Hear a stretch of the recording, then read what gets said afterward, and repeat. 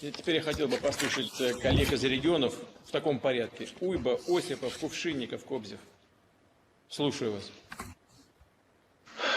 Глубоко уважаемый Владимир Владимирович, уважаемые коллеги, весеннее половодье 2020 года на территории Республики Коми характеризуется тем, что в зимний период на большей части территории республики выпало осадков в 2 раза больше нормы, и осенью 2019 года реки ушли под лед с высоким средним уровнем, выше среднего уровня.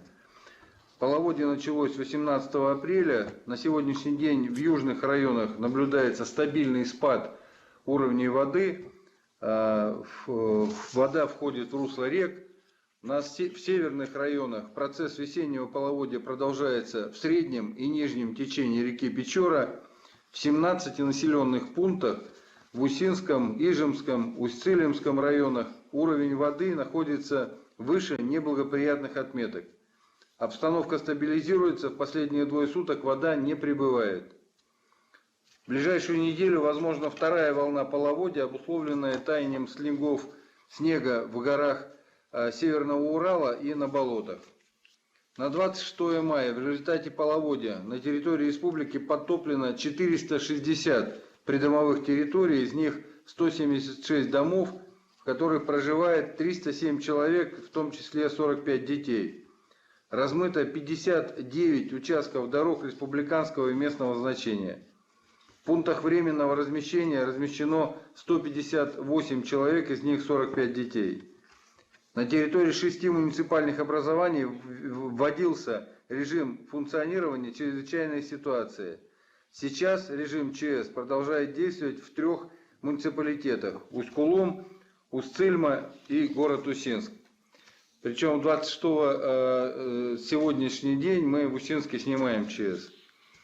Прохождение половодья находится на постоянном контроле. В наиболее пострадавшие муниципалитеты мы с коллегами выезжали вместе. На территориях работают оперативные группы спасательных формирований. Сил и средств для ликвидации последствий половодья достаточно. На территориях, где вода уже ушла, муниципальные комиссии приступили к работе по определению материального ущерба населению для последующего оказания помощи. Материальная помощь будет оказана всем пострадавшим от весеннего половодья. С начала пожароопасного сезона на территории Республики Коми пожаров в лесах не зарегистрировано. Имелось 5 случаев несанкционированных палов сухой травы на площади 2950 гектар. Оперативные службы реагировали своевременно. Распространение огня по населенные пункты не допущено. С завтрашнего дня, 27 мая, в 17 южных и центральных районах республики вводится особый противопожарный режим в 3 северных районах, запрещающий разведение открытого огня на территории населенных пунктов и землях сельхозназначения. К прохождению пожароопасного режима Республика Коми готова. И, Владимир Владимирович, если позволите, у нас в этом году действительно такая патологически высокая вода.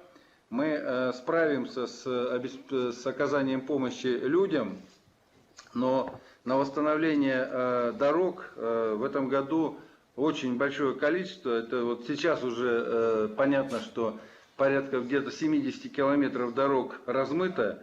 Здесь просто мне не справиться с учетом ковидной всей ситуации, не справиться по деньгам, бюджет пустой.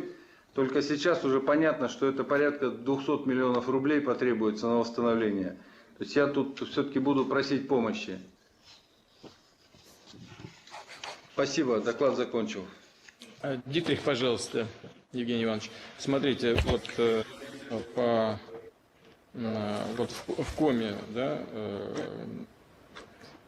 губернатор ставил вопрос по дорогам, но уверен, что дело не только в этом регионе, там и по другим регионам, пострадавшим от различных событий последнего месяца, есть вопросы подобного рода. Но и по прошлому году еще не все решено. По Иркутской области, например, я к этому еще вернусь. Пожалуйста, Евгений Иванович. Да, Владимир Владимирович, спасибо большое. Я буквально два слова по федеральным дорогам и потом по регионам поподробнее расскажу. На сегодняшний момент по ряду региональных дорог и низководных мостов на них остаются подтопленными участки. 14 низководных мостов, Евгений Николаевич сказал, и 13 участков автомобильных дорог, в том числе 2 из них на территории Республики Коми. По тем, где вода ушла, регион начал обследование, и я уверен, так сказать, по завершении оперативно обратиться за помощью. Мы сделаем все возможное для того, чтобы изыскать те средства, которые исполняющий обязанности губернатора сейчас обозначил.